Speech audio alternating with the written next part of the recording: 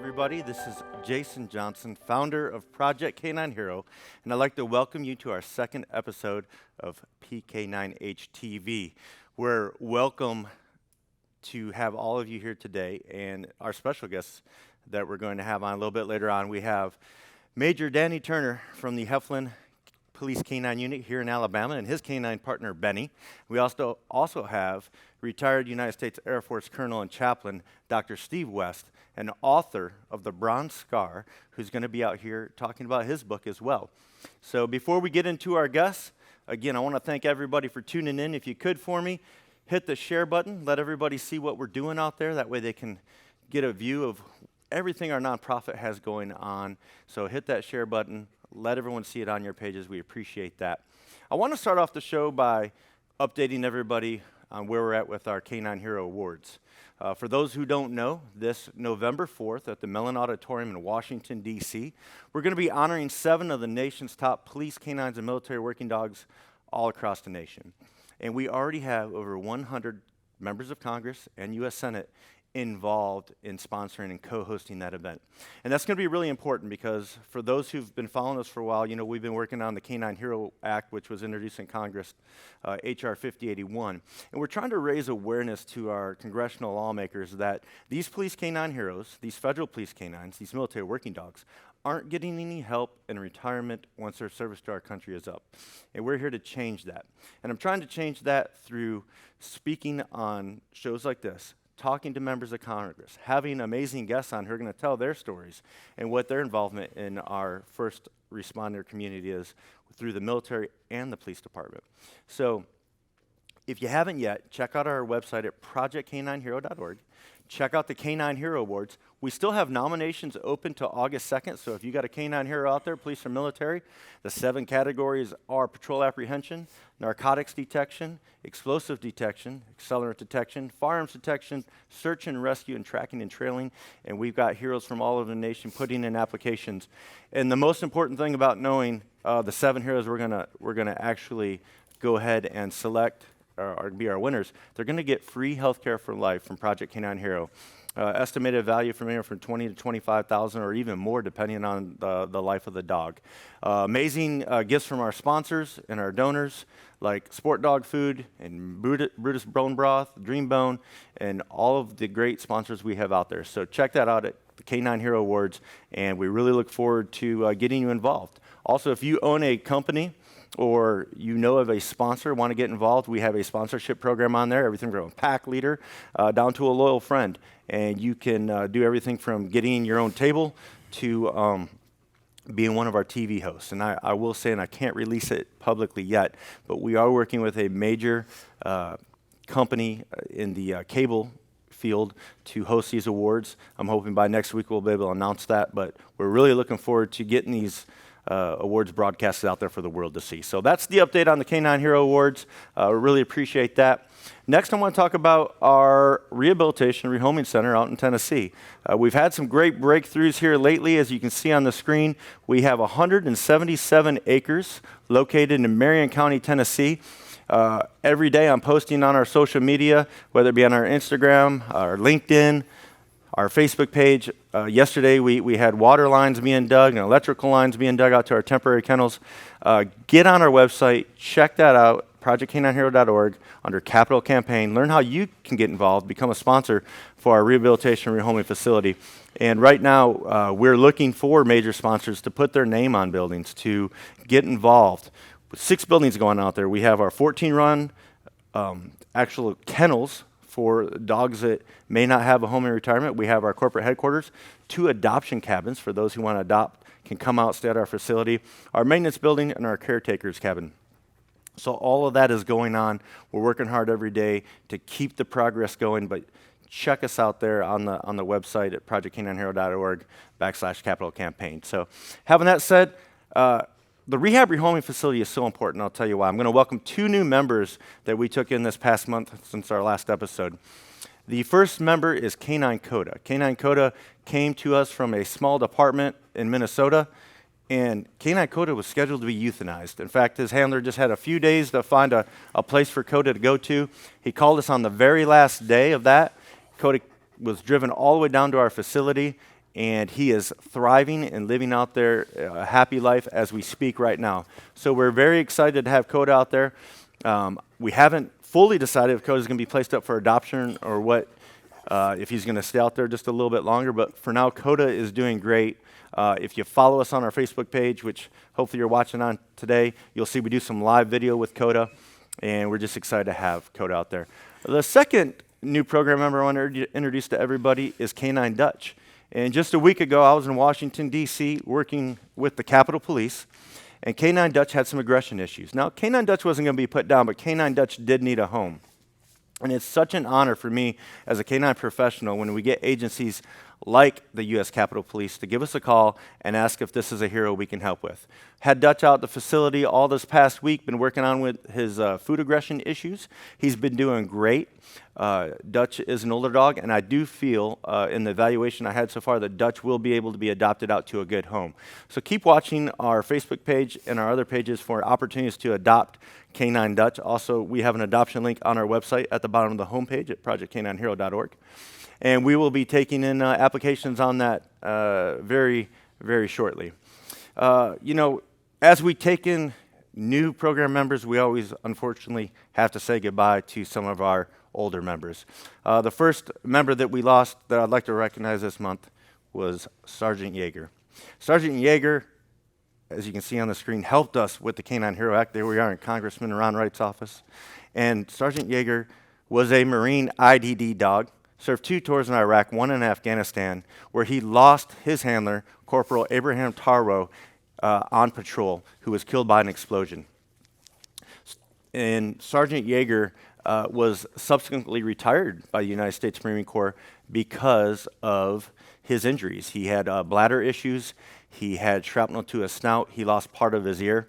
And what a lot of people don't know, when Sergeant Yeager was adopted, and you'll see Caroline here on the screen, Caroline from a Marine family adopted Sergeant Yeager.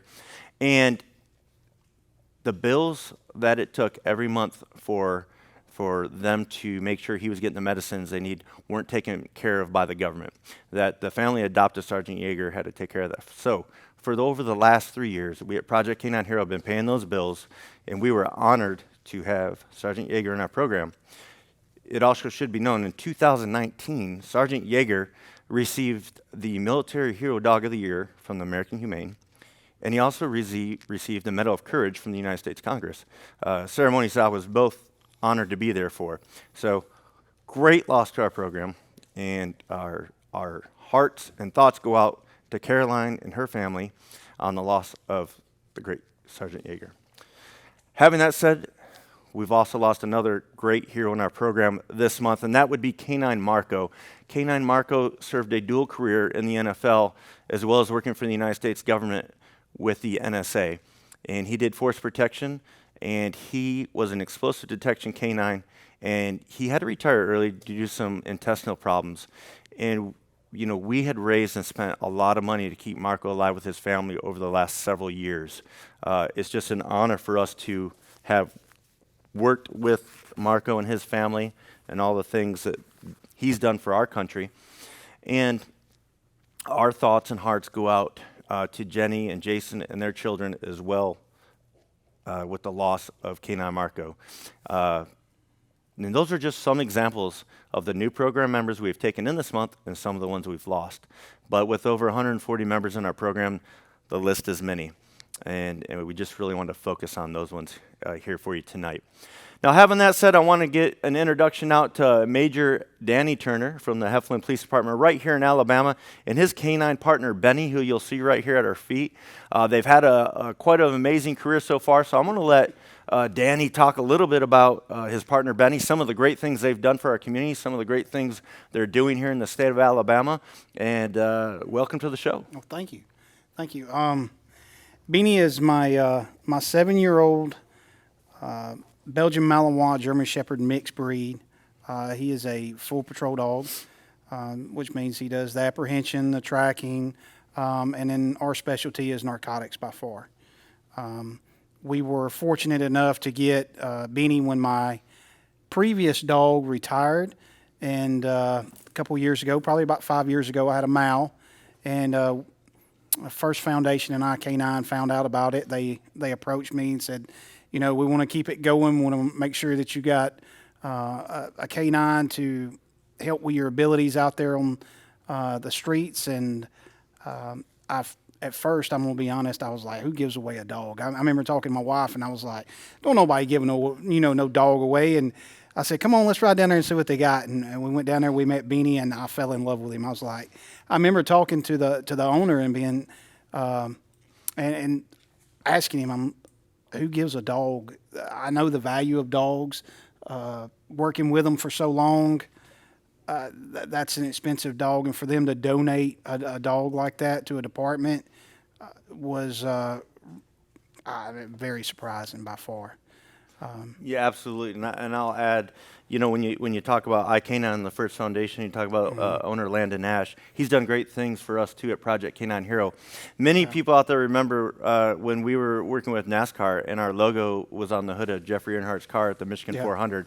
I will say that iCanine and the First Foundation had donated that at 100%, no cost to us whatsoever, and that is a marketing something for us that we're still living off this day. People are still coming up to me, go, man, I saw your logo on the hood of a NASCAR car, or we saw this or that. So when you say who gives away a dog, I would say who gives away a logo on the hood of a NASCAR, but that's just the type of person Landon is, right. And that's the type of organization they run down there at First Foundation iK9. So we're very appreciative of what they've done for us at our organization as well. Can you tell me just a little bit about some of Beni's stats? That I know he's had a great career. He has, and he's still going. I remember one of the first ones that we got into after I got him and we got certified is we had tried to stop a vehicle from Mississippi plated. And it was westbound on the interstate. It turned into a guy throwing a gun out, coming into a pursuit. We pitted the vehicle out. Vehicle went the wrong way on the interstate and then ended up running off the road. And me and my partner, one of the guys I was training at the time, we pulled up, trunk was popped, guy's gone. One guy's still, at the scene. And we take him into custody. Well, we pull Beni out. And Beni starts doing a track. We have to jump a fence. We're going through some rough terrain, and we get down through there, and the little ferns that grow that are about knee high. Mm-hmm. So we're doing a track. He's all intense, and he goes down through there, and he just stops and sits. And I'm like, "Hey, can we get back to work here?" And he wouldn't move. And I'm like, "Hey, we're doing a track. Come on." And he wouldn't move. And I went over there, and at first I thought it was a tarp. And it was camouflaged or whatever. It blended in really well, especially at 9, 10 o'clock at night, out in the dark woods. And I remember I about broke my toe when I kicked it, because I thought it was a tarp. And I was going to show him, hey, ain't nothing there. Come on. I kicked it. Yeah, it was full. It was like 84 pounds that he had broke off his track and said, hey, here's an article or narcotics. And so we got it, and then we went back on the track, and we started finding clothing and whatnot. And then, when they cross the interstate, it makes it a little harder with cars coming, and scent detection is, on the track is a little bit harder at that point. But since then, I couldn't tell you the number of traffic stops we've used him on. We've used him on search warrants for surrounding agencies. I know we got a call one night, and the sheriff's office said we've got a barricaded subject. We've lobbed gas in there. The guy won't come out. So, okay, you have an apprehension dog, and I'm like, yeah, I'll come up there. We rush up there. It's like 1 or 2 counties off. We get there. They've got the SWAT team set up, and we brief together what my abilities are with him. What I expect, look, if he goes in and it's an apprehension or something like that, let me go on and put hands on the dog, because, I'm his friend, and how we neutralize the whole situation. And we give the announcement, and I think they had this guy for like 2 or 3 hours in the house. Police K9 come out, and the guy comes running out the door with his sandwich in his hand. He's like, no, don't send the dog in. As soon as he heard the dog bark one time. Yeah. So, just his presence alone will change the circumstances and make them, a lot better favor for us. Yeah. And Benny's a big dog, but how much does he weigh? The last check was, I think, 121. I think he's probably got another 4 pounds on him by then. He's sitting at about 120, 125. Yeah, he's definitely a big dog. Definitely one that I wouldn't want to take a bite from, but I remember I've been out there with you in training a couple times before and seen him take down some people pretty hard. Yeah. Just goes to show you how important these dogs are to our community and what they do. You're talking about taking drugs off the street. Yeah. You're talking about apprehending violent subjects. Yeah. These are all things we're trying to recognize people in Canine Heroes for in our Canine Hero Awards. And I know we've got some great applicants thus far. You know, it's always good to hear from a current police canine handler what's there in place within this state or within your agency to help him with his medical when he gets out of service, and tell us what that looks like for the bills. Well, my last canine, Jetty, I spoke about that. I retired when we got Beni awarded to us. The department let me have him, and from that, as soon as he walked in the door, as soon as they released him, he's, and they said he's yours. At that point, I'm liable for everything. The vet bills are all mine.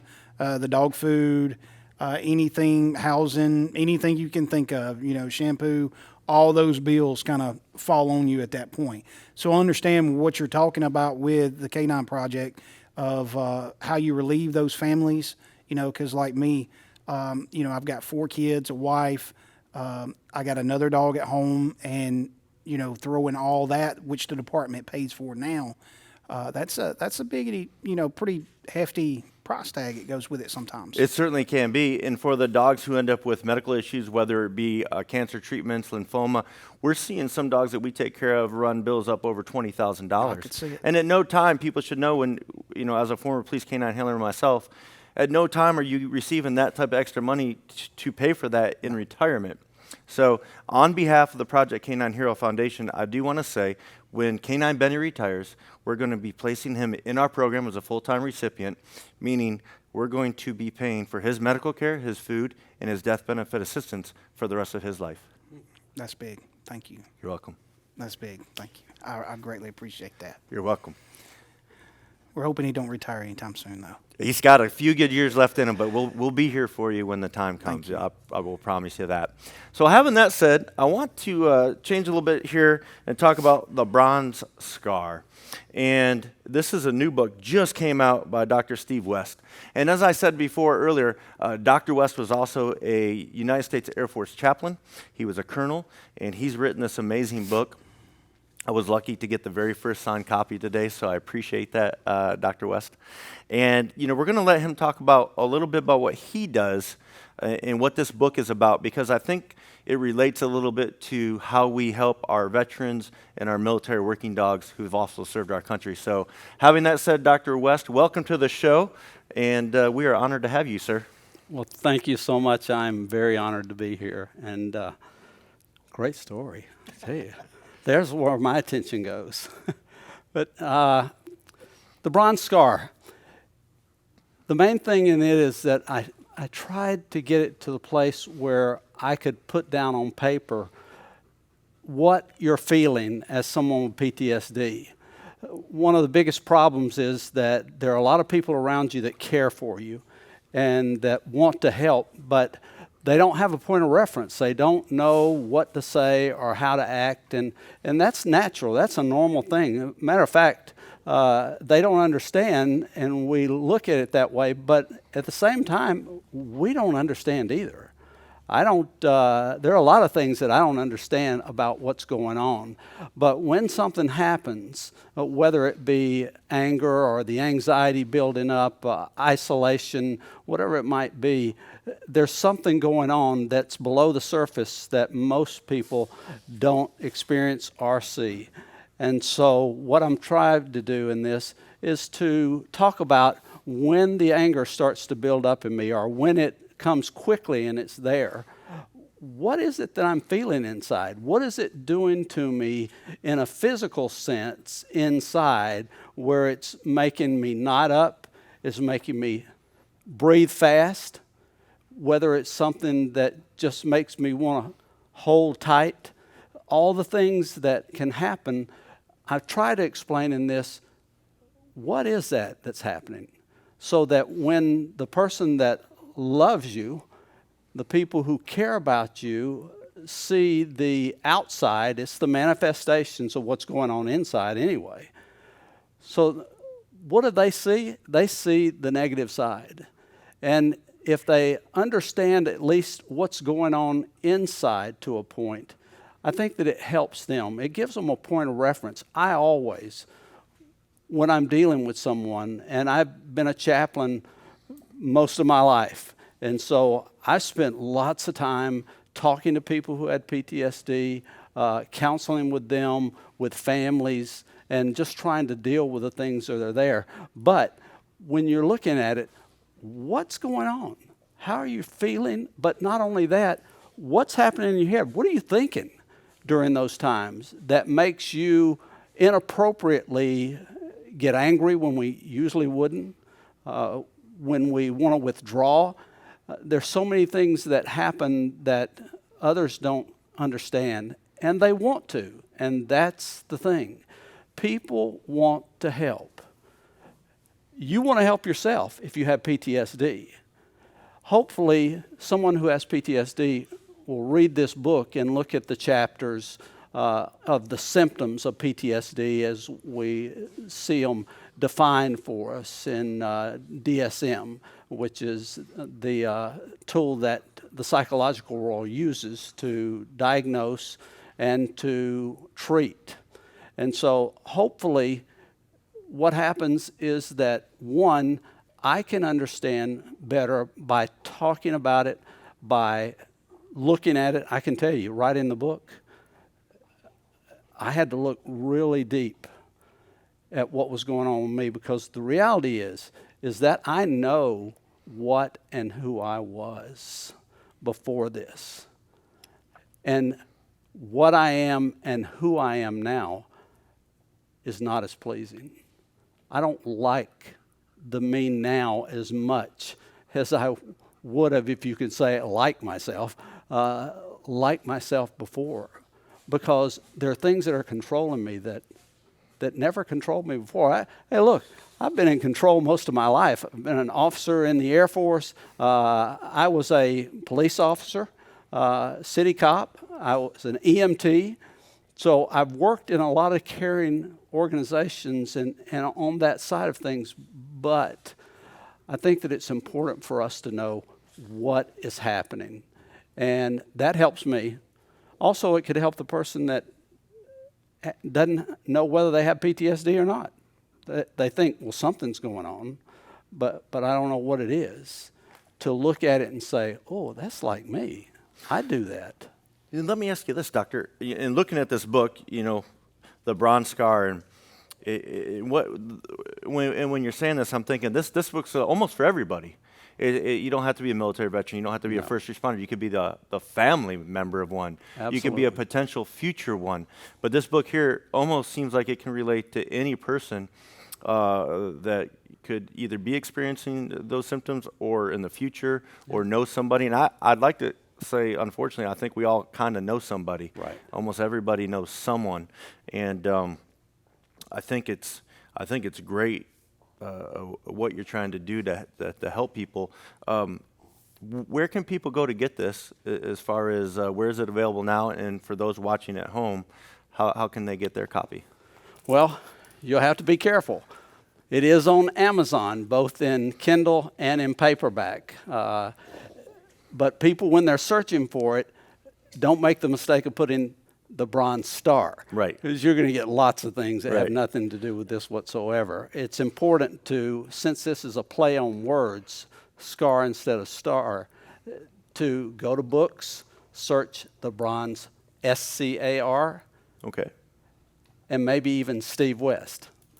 That'll just bring it up. That'll help so much. Also, people that want an autograph copy, and by the way, I'm just learning this side of the business, and I won't even get autograph copies or get copies to autograph until about the 10th of August. So they will be coming a little later. But if someone wants an autograph copy, all they have to do is go to bronzescar.com.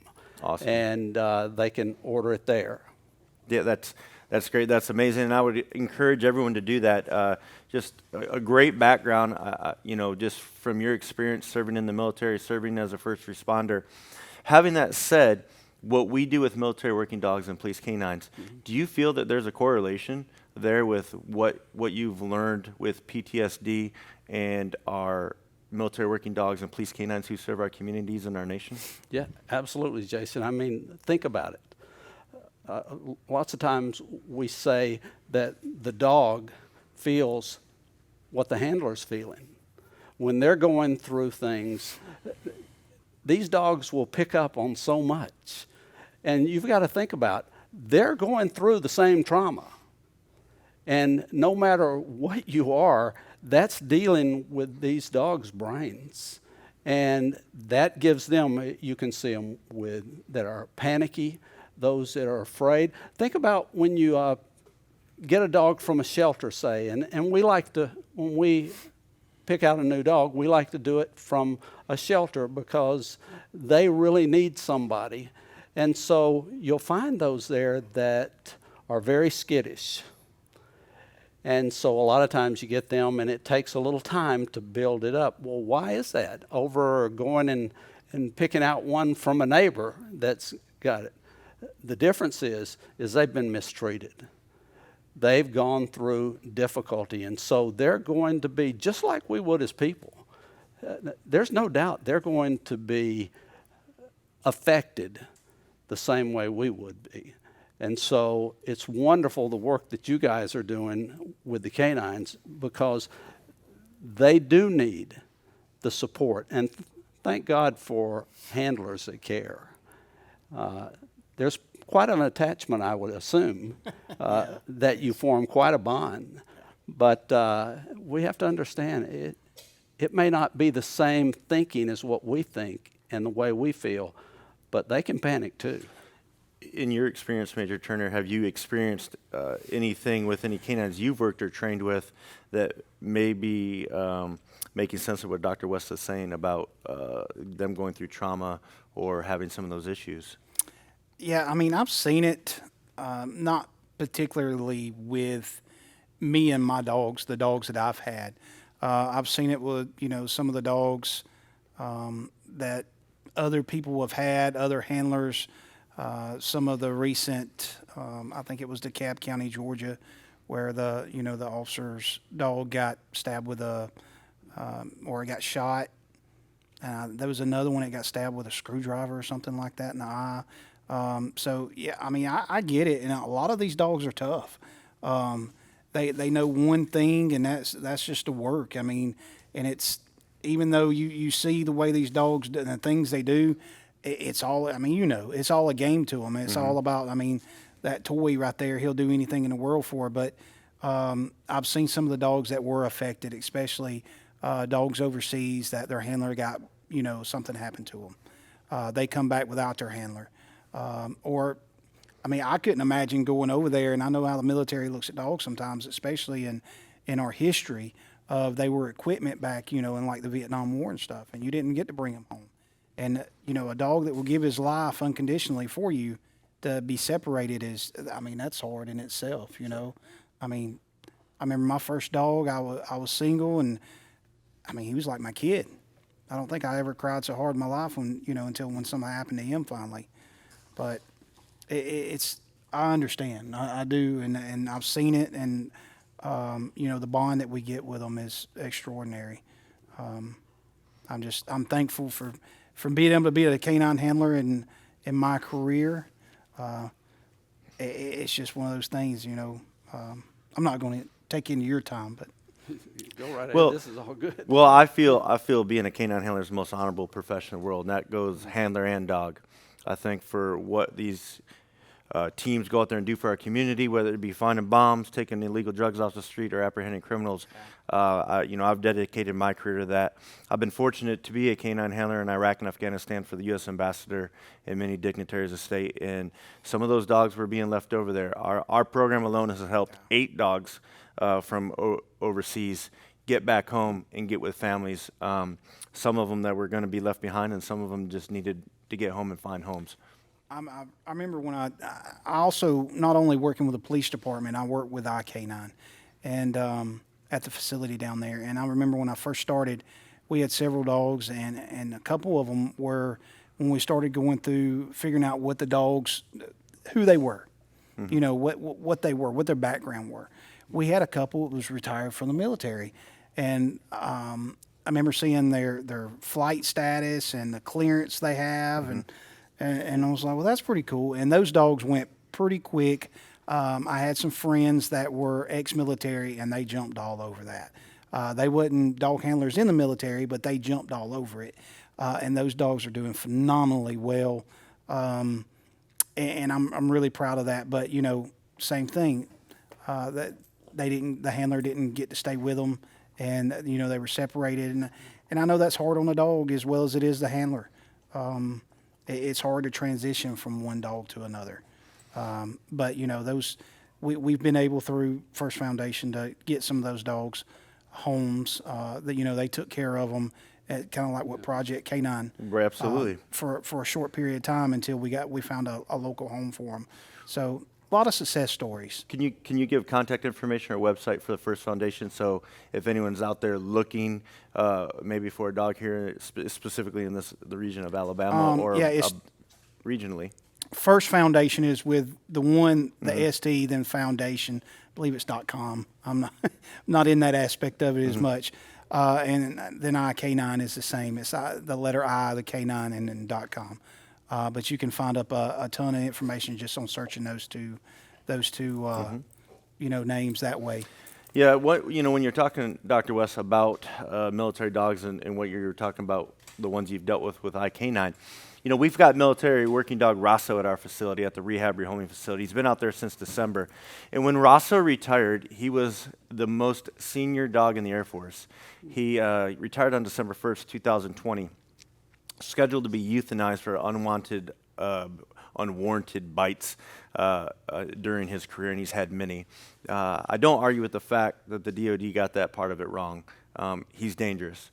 In fact, he's so dangerous we can't adopt him out. I'm lucky to be his owner now. When I'm at the facility, I take care of him. I come down to do the show today. I had to take care of him this morning. He has to wait till I get back, as it is right now. But Rosso clearly has some mental issues. He's clearly disturbed. And our biggest thing at Project K9 Hero is that's not a reason to euthanize a dog. That's not a reason we put a dog down.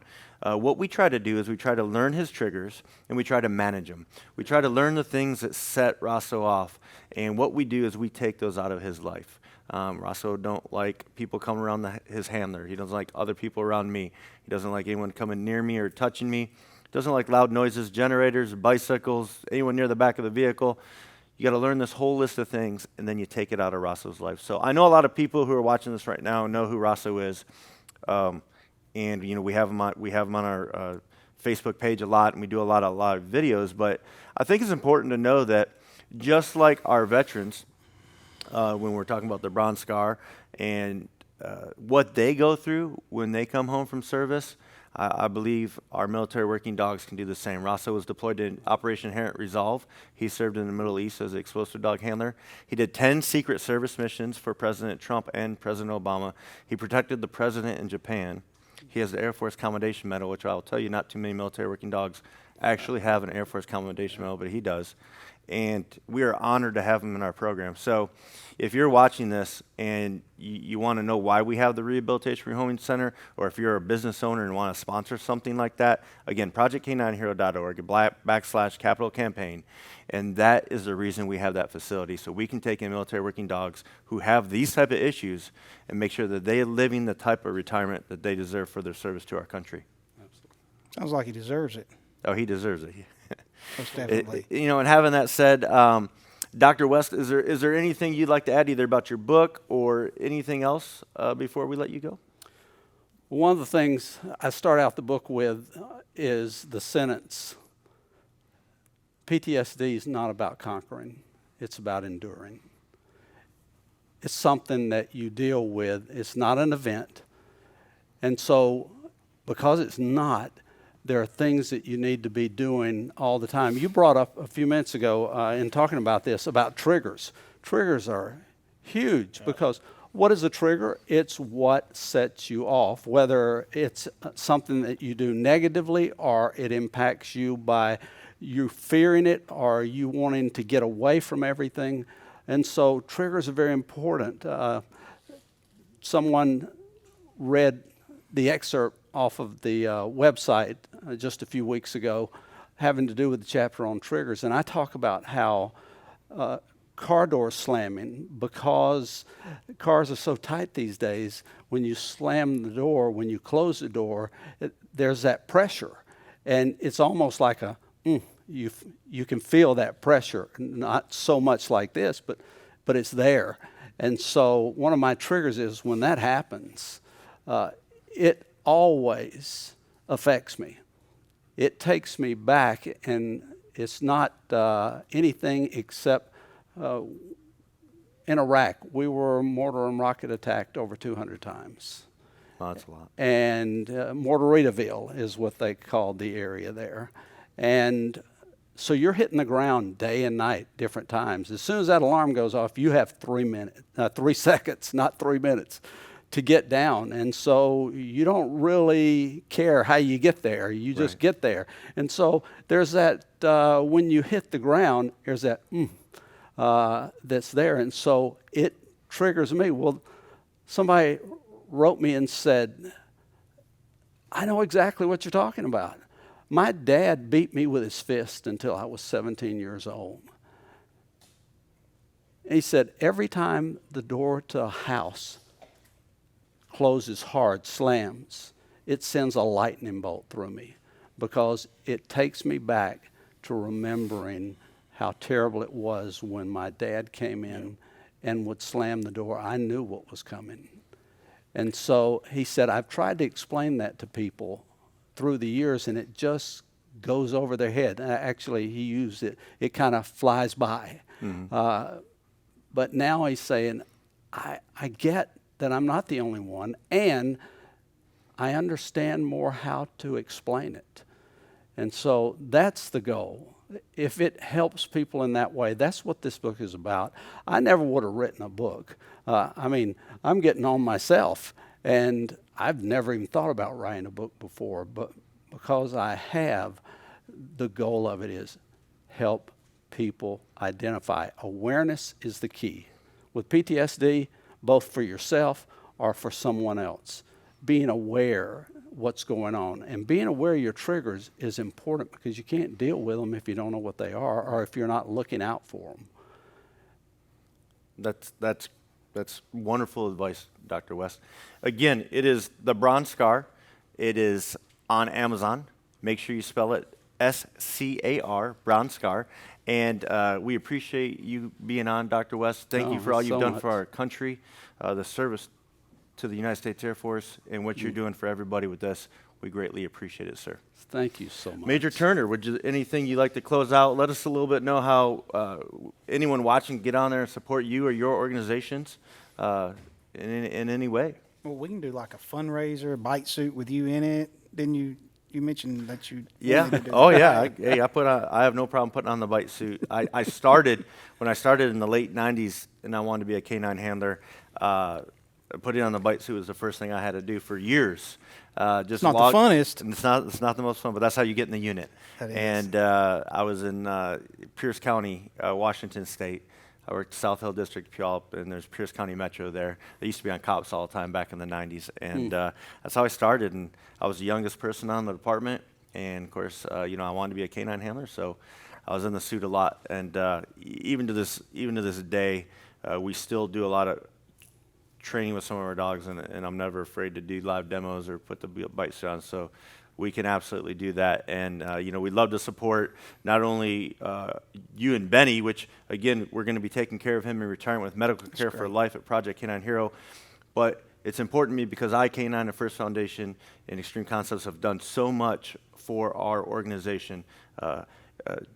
Just putting the logo on the hood of the NASCAR for us at the Michigan 400, my hometown race, because I'm from Michigan, was so important in marketing, and we still are feeling the benefits from that today. So, to the owner of the company, Mr. Ash, I can't thank him enough for everything he's done for us, and I know he does a lot for you guys, donating this dog to your organization, to your department, and I know he donates a lot of other dogs to other departments out there in the United States. So thank you, Mr. Ash, for everything you've done for us. Yeah. And we're happy to pay that forward to you as we all progress.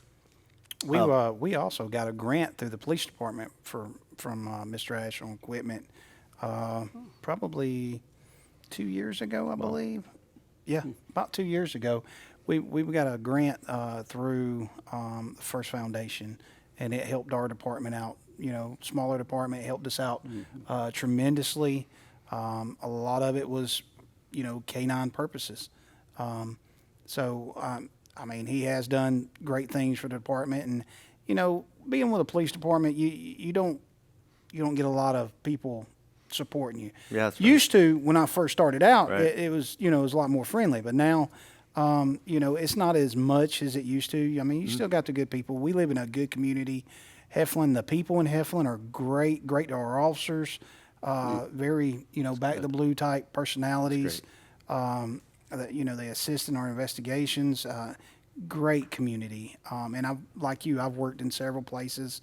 I was south end of Atlanta working narcotics, and in a south city right below Metro.